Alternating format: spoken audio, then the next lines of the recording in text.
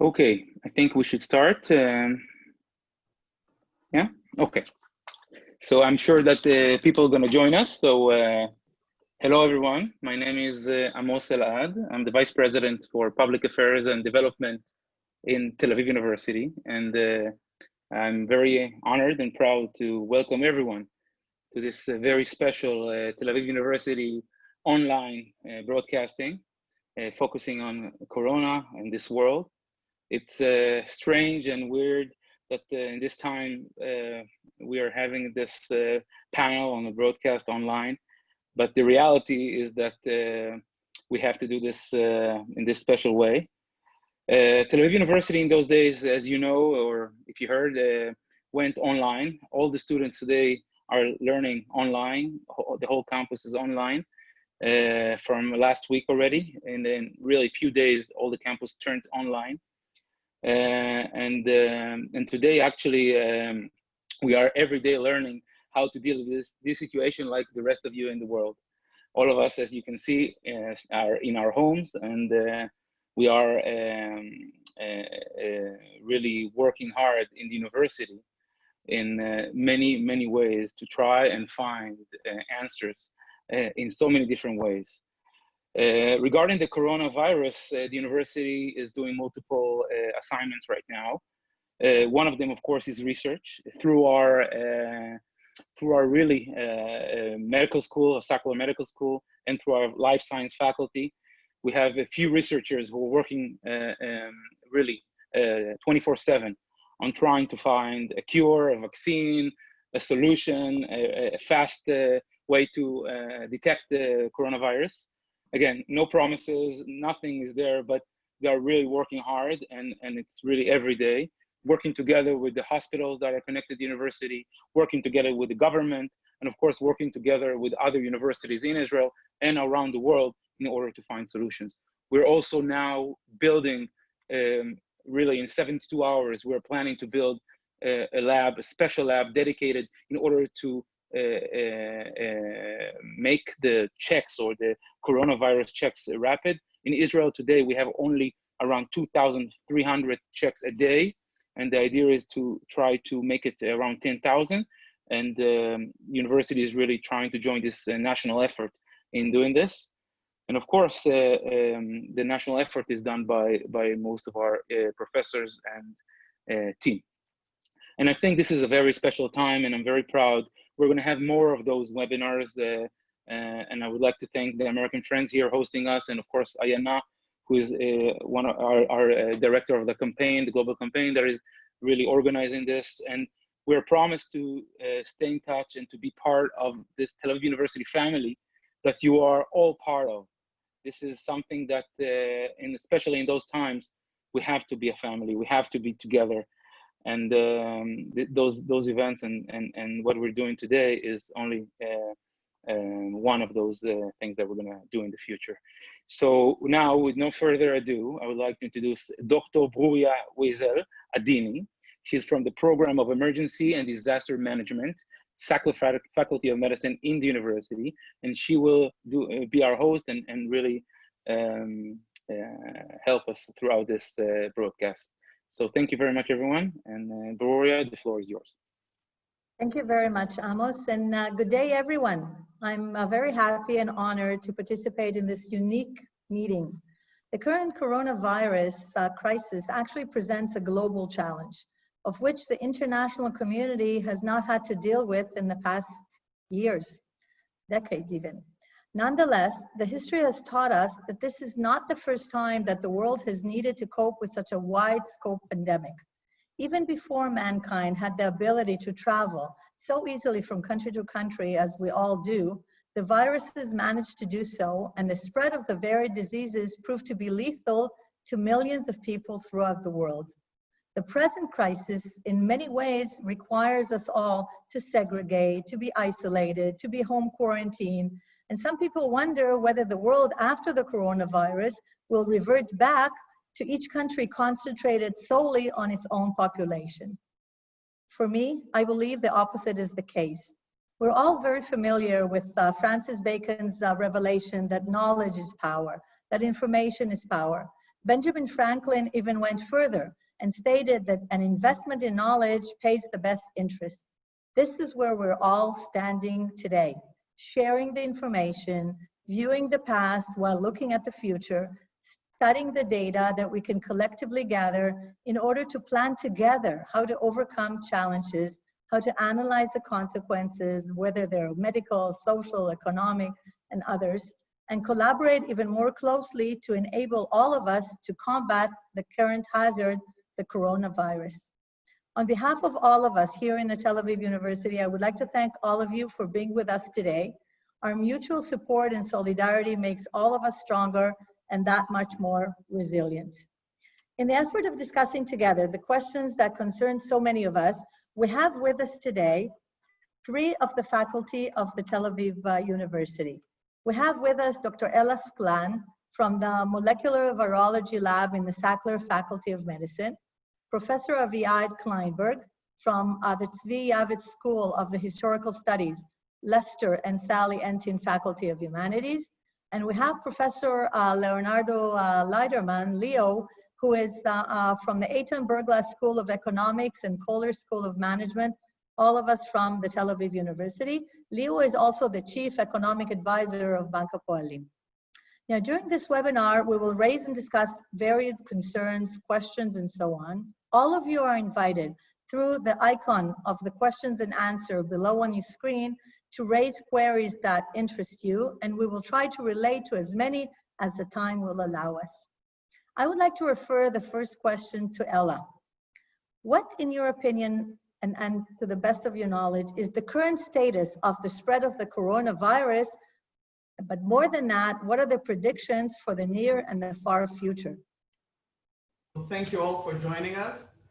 I assume everyone today follows all the charts all the time, but basically we have today over 350,000 people infected with coronavirus across 167 countries, which is why WHO declared this as a pandemic. We have over 15,000 people dead. And what is going to happen in the near future and in the far future is a very good question. This is a developing situation. Basically, what we need to do is to see how the extreme measures that some countries have taken, how they're going to take an effect. And we also need to look at China, who took very extreme measures and had a total closure for the last 3 months, and see how things develops there, because right now they're releasing this closure, and we have to see if they're going to get a second wave of infected people or not. We also, as Bruria mentioned before, we need more information. We need to see for how long, once a person is infected, for how long he's immune. That will be critical to see where this is going. So that's basically. Thank you, Ella. But this is not the first time that the world and the global community had to deal with a pandemic. And I would like to approach Aviad and ask you, what are the major pandemics that occurred in history, in the Middle Ages? And what was the worst of them? Was it smallpox? Was it plague? And how did they manage the pandemic and manage to overcome?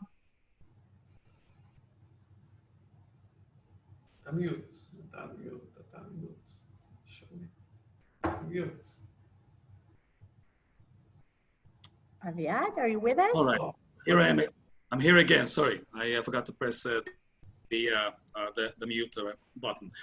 Okay, so what I was beginning to say was that, as a matter of fact, the Middle Ages. I mean, the Middle Ages has very bad public relations, but in fact, it wasn't a particularly bad period as far as plagues are concerned. As a matter of fact, from the 6th century, where the plague, the bubonic plague, first arrives into Europe from the east, until the 14th century, Europe is relatively free of big diseases, of pandemics. The big pandemics, in fact, quite often come to Europe from the east. So there was one, as I was saying, in the 6th century, coming with Justinian's soldiers on their way from Byzantium to the West, and it killed some people, but did not spread very widely, as Europe was not then as globalized as it became later. However, in the 14th century, Europe was already globalized, and not only Europe.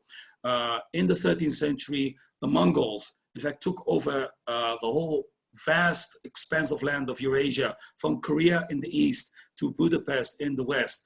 And the West too has been open to commerce, to ships, to people moving from place to place. There are roads, there are bridges, everything. So in 1347, the plague, the bubonic plague, Yersinia pestis, arrives from probably from the Black Sea.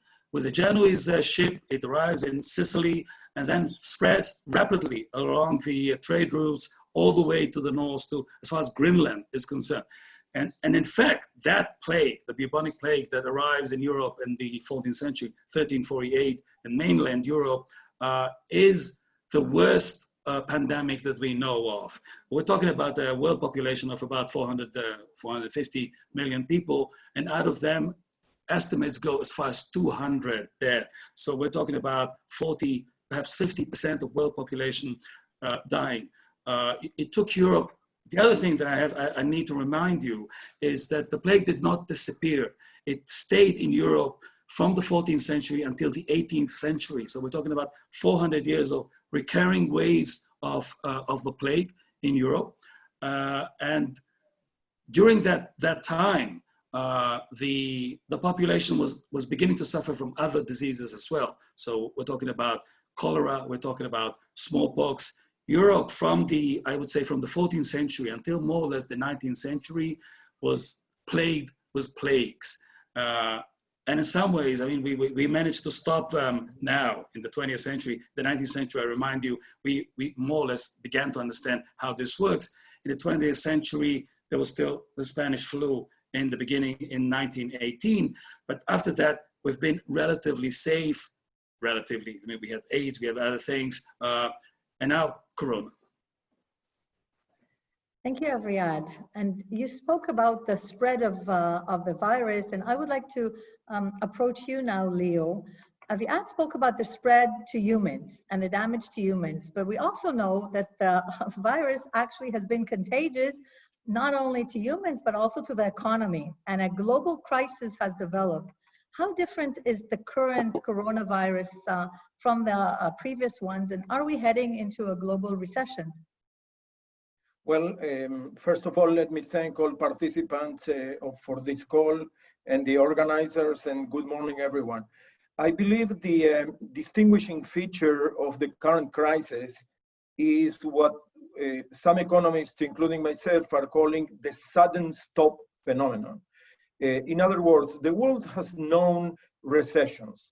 The world has known the Great Depression in the United States, 1929.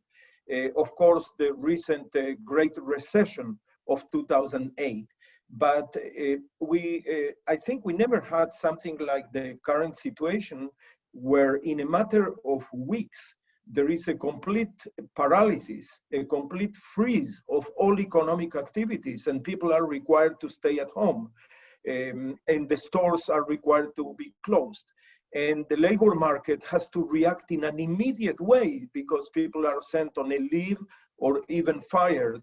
And so I guess that contrary to other crises where they began with some sort of a bubble in financial markets, like in 2008, subprime mortgages, and so on and so forth, here it all starts with the real side of the economy, where basically all interactions between nations and between individuals and companies are completely stopped in a very sudden way.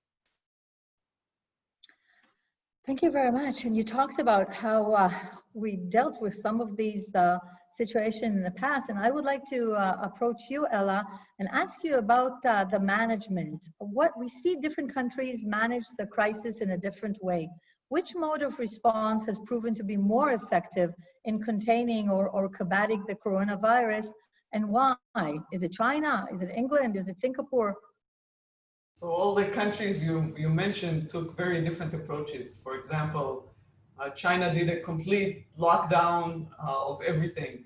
And it's a great thing to do. I mean, nobody will get infected if everybody's in their houses, but not every country can work this way and can sustain this situation like that. So, I mean, you know, a total lockdown and then starting to release it like gradually is great, but really we can't really do that unless, you know, we have other factors to look at, like economical and we can't really, most countries can't really sustain that.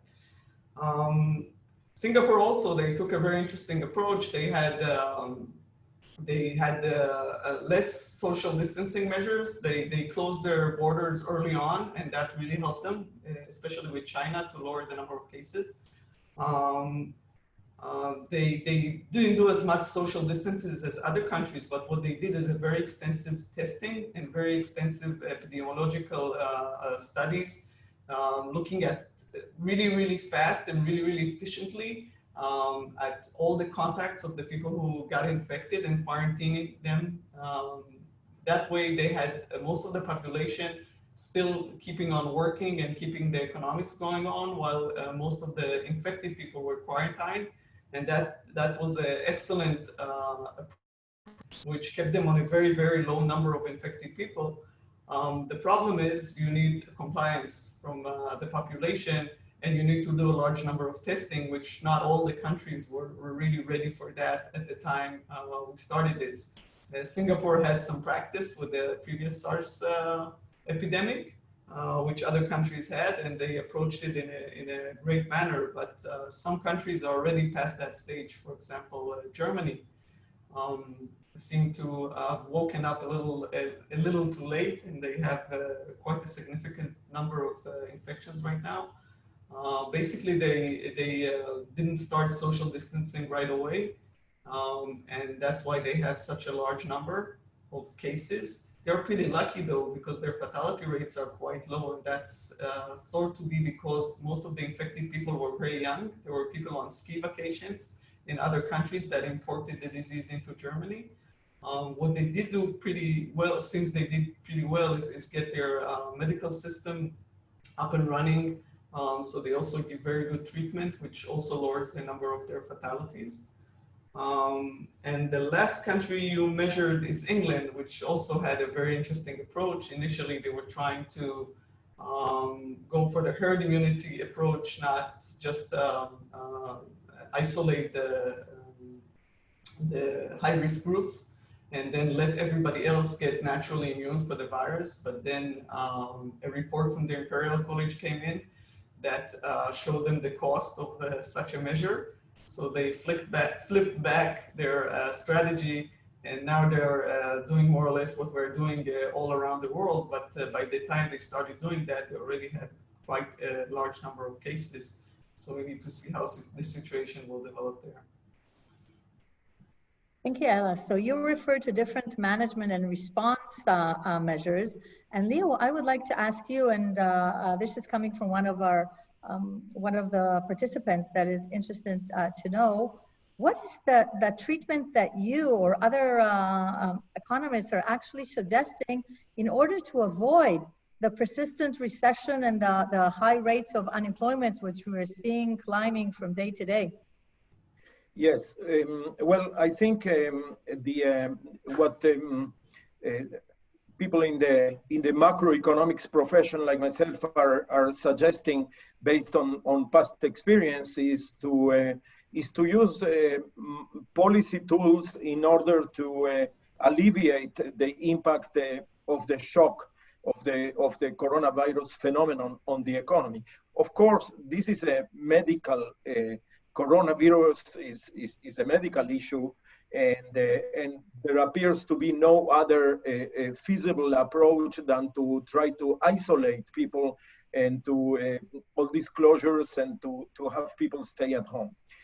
On the one hand, the Federal Reserve, central banks, their main objective is, first of all, to provide enough liquidity to the markets. Based on past experiences, to the extent that there is a freeze on the amount of liquidity in the economy, that can be something very detrimental that eventually can even lead to a banking crisis, to banking panics like the ones that we saw in 1929.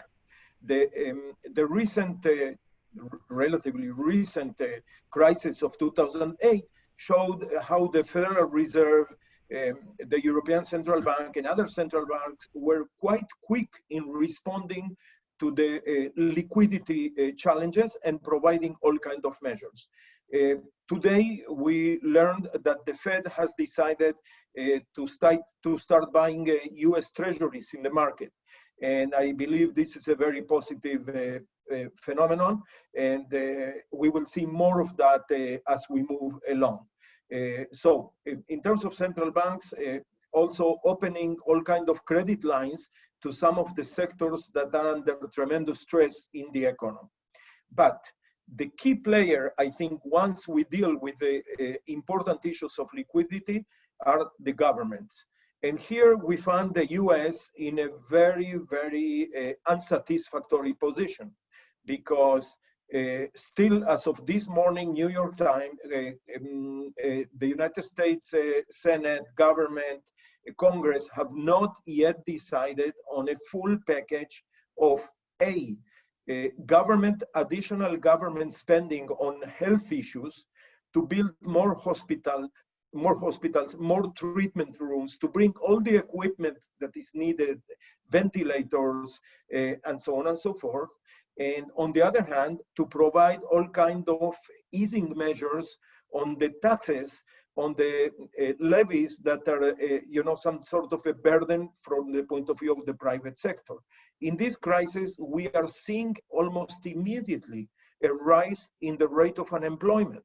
Okay, and we know in economics that unemployment can be a persistent phenomenon, like it happened in Europe after the 2008 crisis. Now, again, of course, you cannot require companies to employ workers if they produce and there are no buyers for that product, because the stores are closed or people are not buying cars or anything like that. But then we are talking about some sort of a social net, or some sort of social insurance that is more sort of popular in countries like Germany, Europe, the Scandinavian countries, or Israel, and that in the United States is pretty much non-existent. And I think we saw the proposal by Treasury Secretary Mnuchin or President Trump of even providing people with checks of $1,000 or $1,500 and things like that. I'm not sure this is the right measure, and there is some debate going on, but I think, to summarize, there is a lot to be done, unfortunately, countries and governments are lagging behind. This includes also Israel. Prime Minister Netanyahu is holding some meetings, as held yesterday, and is holding today, and we are all hoping to see a comprehensive economic package to deal with this type of issues. So again, this is a situation in which government intervention undoubtedly is needed. And, we learned that one of the great mistakes of economic policy in the 1929 Great Depression was the sort of lack of action by both government and the central bank. And let us hope that in a matter of hours, if not days, we see some more aggressive policy actions in that sense. Thank you very much, Leo. When you refer to the need to act and its impact on resilience, and I would like to ask you, Aviad, can you actually describe for us the medieval societies that were impacted by former pandemics? How resilient were they, and how did they regain their functionality? Aviad, you need to unmute yourself. No, Aviad. Yes, it really depends on the state in which the particular society was. In the 6th century, as I said, since society was not ready and not well organized and very diffused and suffered from all kinds of other problems, the results were devastating. In fact, there was a dwindling of population. There was a paralysis of economic activity, etc. The interesting thing is in the 14th century, while probably the worst plague in human history was occurring, nothing stopped, even for a minute. Everything continued as usual. I mean, trade was continuing. Officials were being replaced one after the other. Church authorities, bishops, traders were continuing to go from place to place. In fact, even the 100 Years' War was continuing. Not only that, so everything was going on. There was no thought of leaving everyone home. This whole idea, because we're talking about the paralysis that is hopefully temporary and is created by central government. Central government is telling us to stay home. This did not occur in the Middle Ages. Things were going on. This, on the one hand, contributed to the spread of the disease. On the other hand, strangely enough, European society did not experience a devastating blow. The economy did not. In fact, in some ways, because the prices of land went down and the price of labor went up, one of the immediate results was within decades, European serfdom was completely disappeared. The level of living was much higher than it was before, and economic activity was continuing all the time. I just remind you that we're talking about the 14th century. In the 15th century, plague-ridden as it was, Europe is beginning in its spread towards other countries. We're talking about the beginning of the great age of discoveries. The great age of discovery does not begin with the discovery of America. In 1415, we're talking about, years after the plague has arrived, Europeans are already, or the Portuguese are already moving towards Africa. They're moving towards India. So economic activity continues as people are dying. And in some ways, and of course this is a horrible thing to say, but in some ways, not only is this, are past communities very resilient. I mean, we're not used to lots of people dying. They're used to it. Shortly before the plague has arrived, there was a big hunger in Europe, and hundreds of thousands of people were dying. People were used to seeing death. People were used to seeing devastation around them.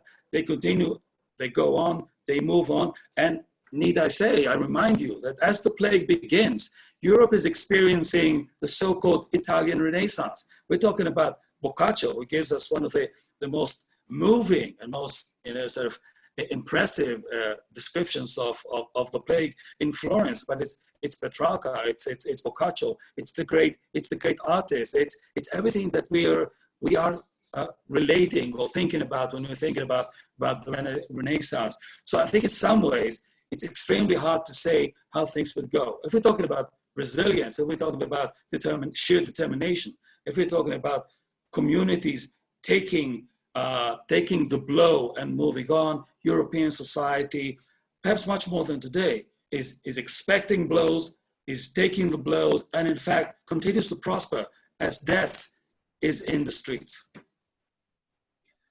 Thank you, Aviad. Ella, I want to take Aviad's word. He said people are used to doing what they're actually experiencing routine.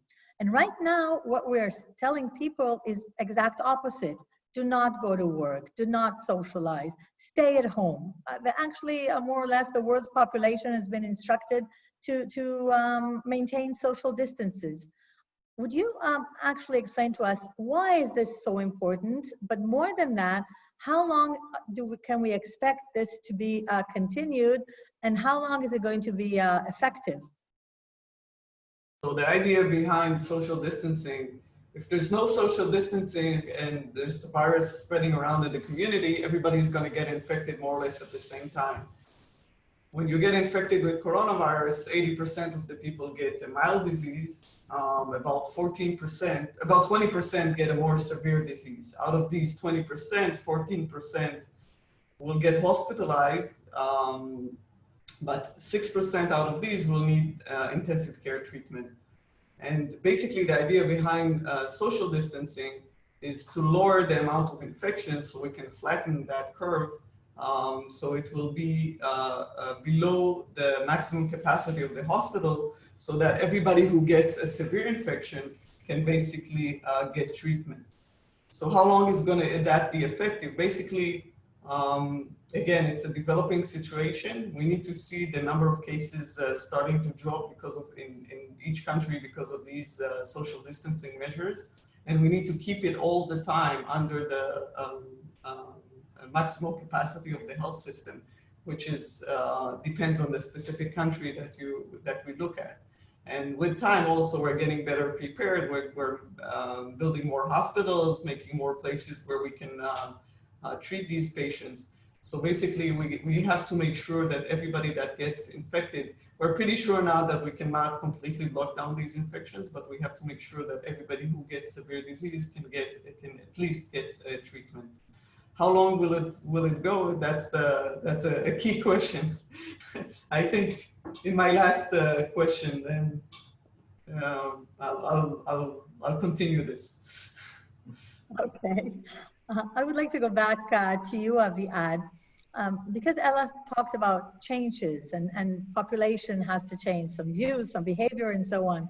And I would like to ask you, did the plague, when we look back, did it change the world views? Did it change the way, for example, people think about God, about mankind, about the world at large?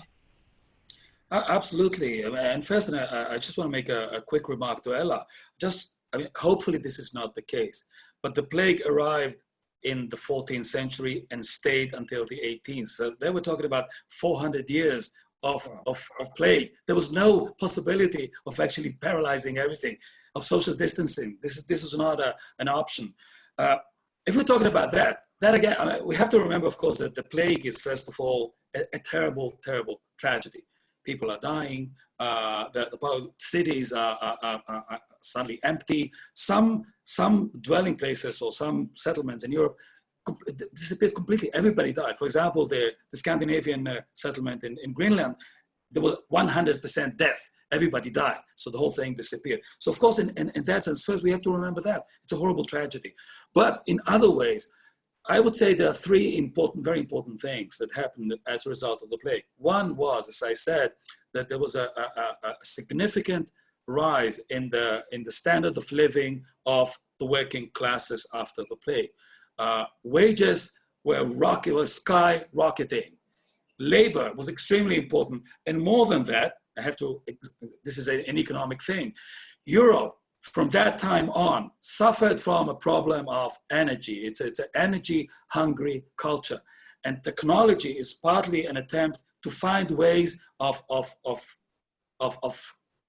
moving on the economy where there are not enough people. That's one thing. The other thing was that there was a feeling when the plague occurred that we have all the answers, all the answers are there, that we can find them in Aristotle, that we can find them in the church fathers, that the church tells us what to do. And then the first reaction is, we don't know anymore. God is behaving in extremely strange ways. We don't know why God is behaving this way. And obviously, it seems that the right way of understanding how God operates in the world and how the world operates in general is by observation and by experiment. We're talking about the beginning. Again, the plague arrives in the 14th century. First there's crisis, and then slowly we see developing the so-called the Renaissance, and then the scientific revolution. The scientific revolution is partly happening because people are willing to think differently. They're willing to think differently about social institutions. They're willing to think differently about the church. They're willing to think differently about God. They're willing to think differently about communities. I think this way of thinking differently, in some ways, you could say, Europe, as we know it now, is being formed in the 13th century, suffers a major crisis in the 14th century, and emerges out of that crisis very close to the Europe that we find today. Scientific, more rational, aggressive, if you want, more free than it was before, and in some ways willing to explore new ways. And new ways, as I said, was both exploring. It is no coincidence that it's the Europeans that discovered the rest of the world and not the other way around. Europeans are out to find answers. They're out to look at the world. They're out to see how the system works in a culture that no longer believes in what the elders were saying. It wants to prove things itself. It wants to find out for itself. I think in some ways, in that sense, you could say that a major crisis can sometimes have productive, at least, I would say, results. Yeah, thank you very much for giving us some optimistic look on what's coming in the future. We don't know if it's a near or far future, but you certainly did give us some crisis hope. would not be as horrible as it was in the 14th century. That's We're okay. talking about 40% dead. That's much more than Corona, even at the worst scenario. Right, but you know, it depends on what you look on the full half of the cup or not. And I took the full half, but I want to actually, thank you. So you share that view. Leo, I want to take this optimistic view and actually ask you a question that's been asked now by one of our participants who used to be an exchange student in the Eitan Berglas school. And his question for you is, what do you think will be the effects of the corona on the political and economic stability in the Middle East? And specifically, he asked concerning Iran, which is not only severely affected right now by the corona directly, but also by the reduction of oil prices, which also already had public finances and civil arrests before the crisis. So can you relate to what you expect we're actually going to face? Yeah, as you know, I'm not an expert in Middle Eastern politics, but still, I guess different countries are going to be impacted, everyone impacted in a negative way by the crisis. And what we see nowadays is that the vulnerability of some emerging market economies, like those in the Middle East, is particularly sharp. And so I think that countries like Iran have already been in deep trouble economically, socially, politically before the crisis. And a crisis like this one can eventually lead to more and more social unrest and political unrest within the country. But still, I mean, we have to be very modest. This is an ongoing process. It's a rolling over crisis, and it's very difficult to predict right now what will happen. In terms of the Middle East in general, one major development that unfortunately for the markets and the economies came together with the crisis is the sort of oil price war between Russia and Saudi Arabia. And when the crisis began and the price of oil in world markets started decreasing, the Saudis wanted very much to let it go down, the price, as a strategic way to fight the increasing share of US companies with the newly developed shale type of technologies and sort of gain market share at the expense of US companies. The Russians were opposed to that. And the result that we got is a major drop in the price of oil in world commodity markets, 60% since the beginning of the year. From the point of view of Wall Street and world financial markets, this is a major development. From the point of view of many emerging market economies who are exporters of commodities, this is again another drama. So I guess we will have to wait and see. But clearly, when everything is done, more and more countries will require additional assistance, whether it is by the advanced economies, by the World Bank, the International Monetary Fund, the European Union, and so on and so forth. But overall, I think what we will see every country more worried about its own internal situation than rather about the overall Middle East or everything else. Thank you. Ella, I would like to come back to you and ask you a question that several of our attendees are asking. What will bring an end to this current pandemic? And I would like to add another element that has been asked.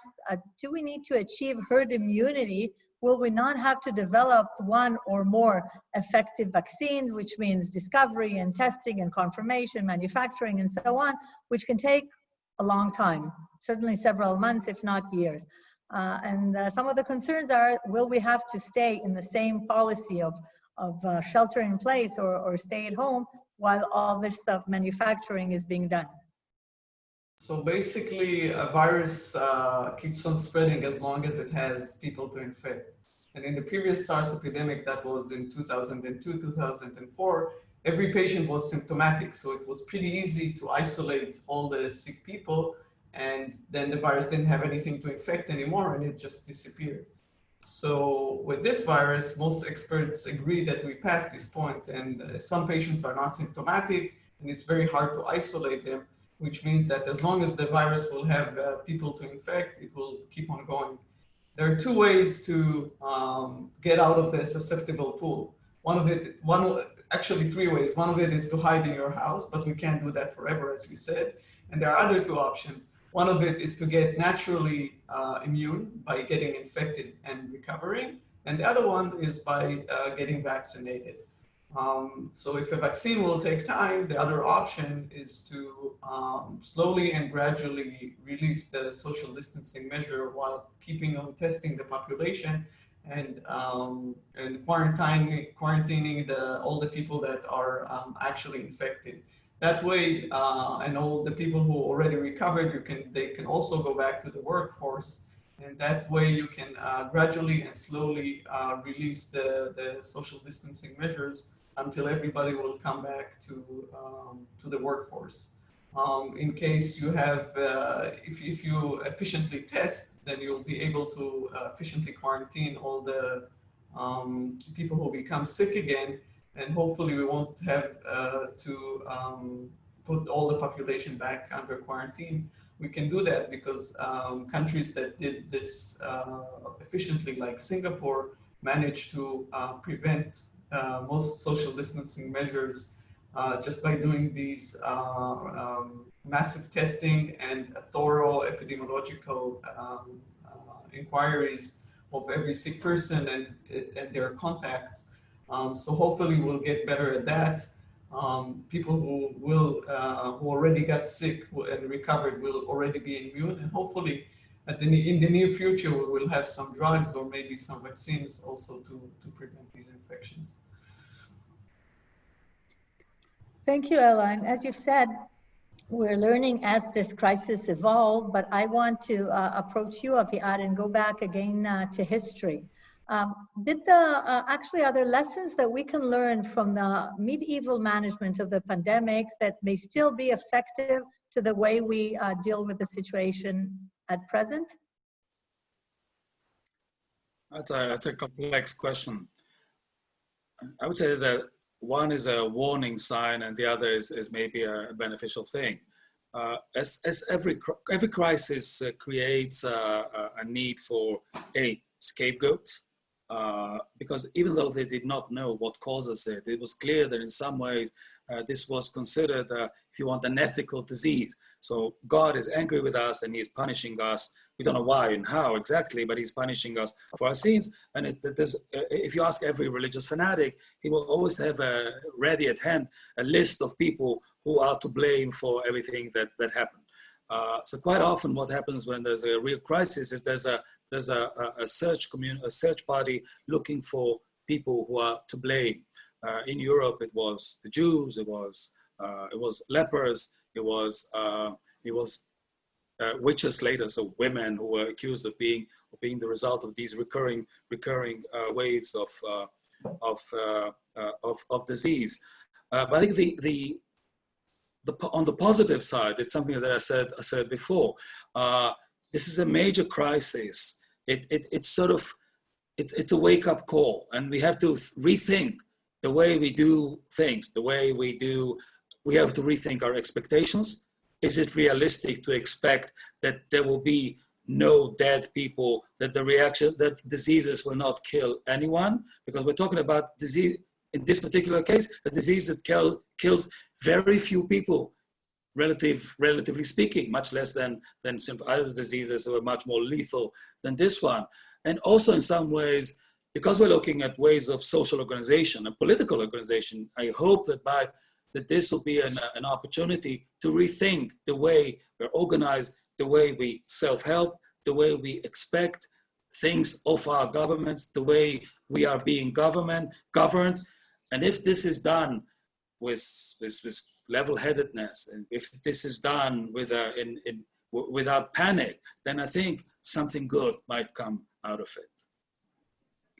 I think you've raised a very important element of positive things, positive lessons that we can learn and take from this pandemic and actually have it as an opportunity and not only as a crisis. And I would like first to address this question to you, Leo, and then also to you, Ella. What positive lessons do you foresee or positive opportunities that you believe this crisis may actually lead to? So again, it's maybe a bit premature to draw conclusions, but in the meantime, I think in terms of human behavior, we are back to basics, okay?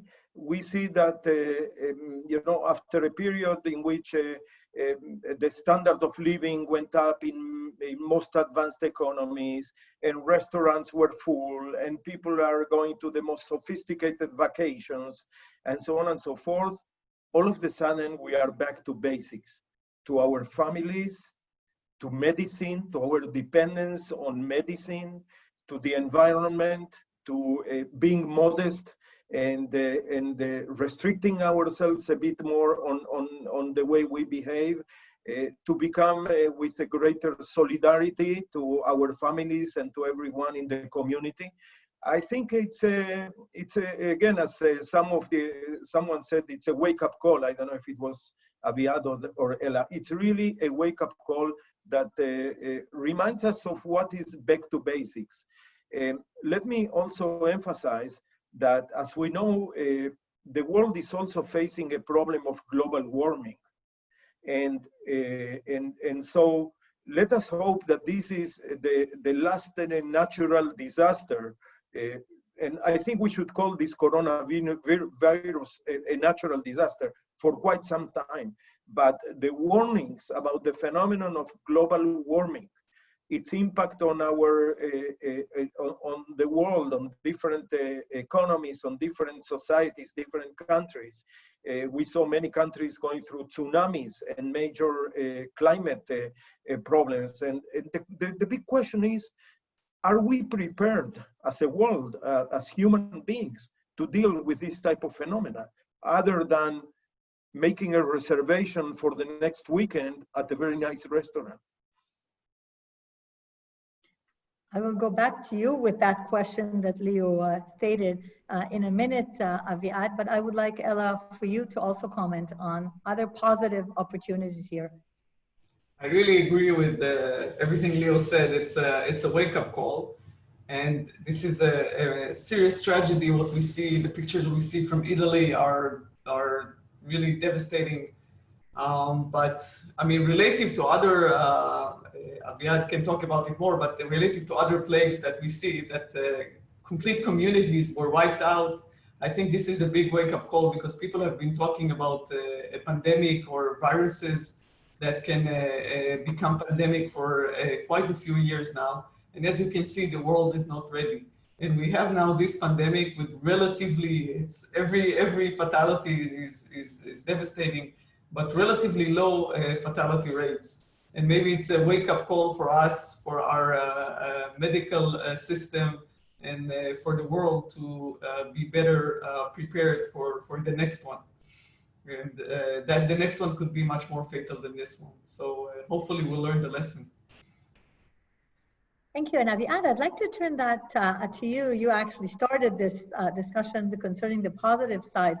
And as you're coming from the humanities field and looking back from history and the insights that we can learn, I wonder, for example, if there was right now during this crisis a natural disaster such as an earthquake. We know that the humanitarian action, the different civil societies provide a lot of help, which might be completely different during this evolving crisis. So can you actually relate to this and try to imagine how this would impact the different types of behaviors or the response of the global communities?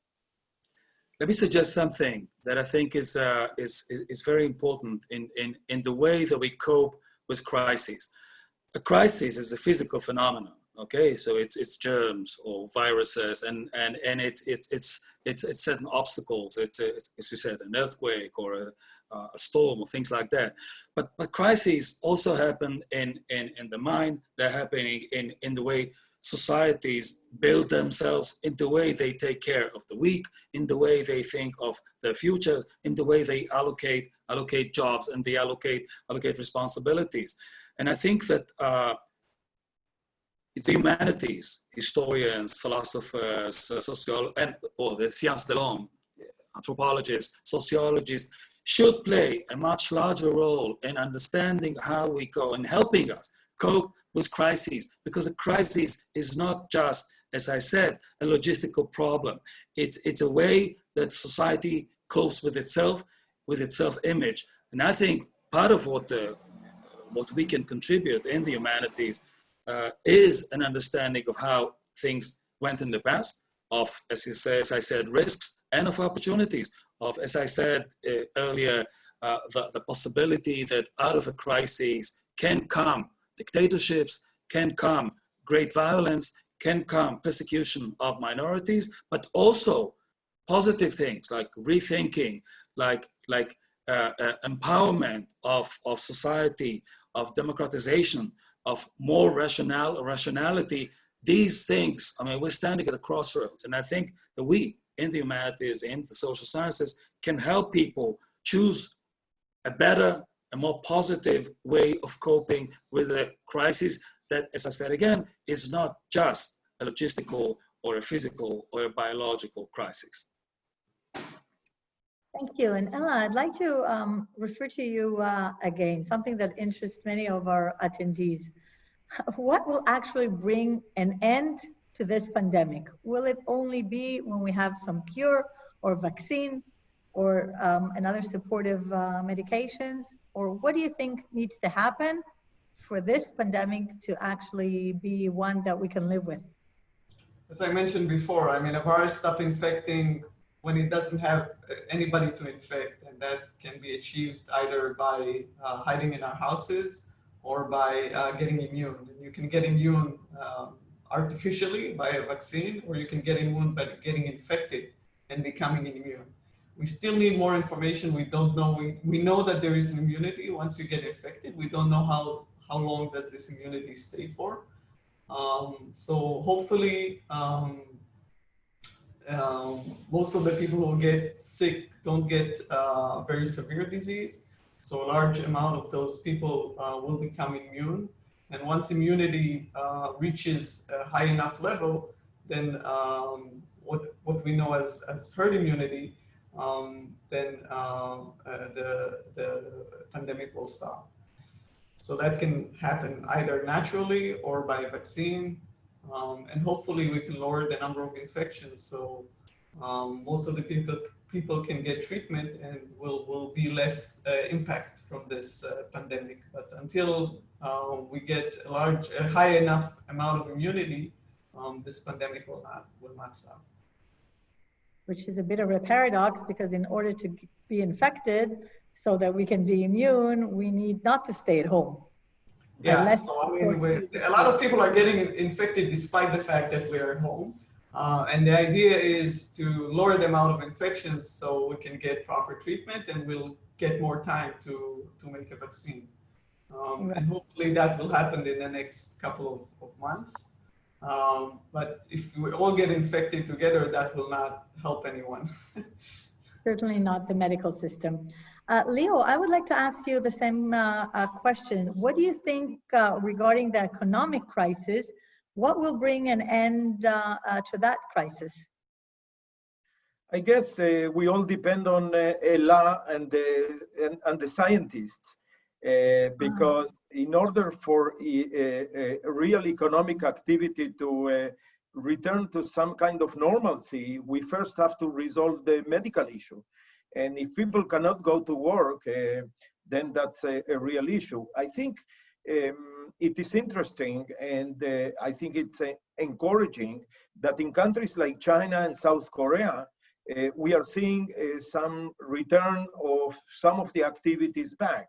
And the contagion curve has sort of peaked at some point in time, and then they are on the downward slope. And you know, there are areas in China and there are sectors that have gone back to 70 or 80% of their normal activity.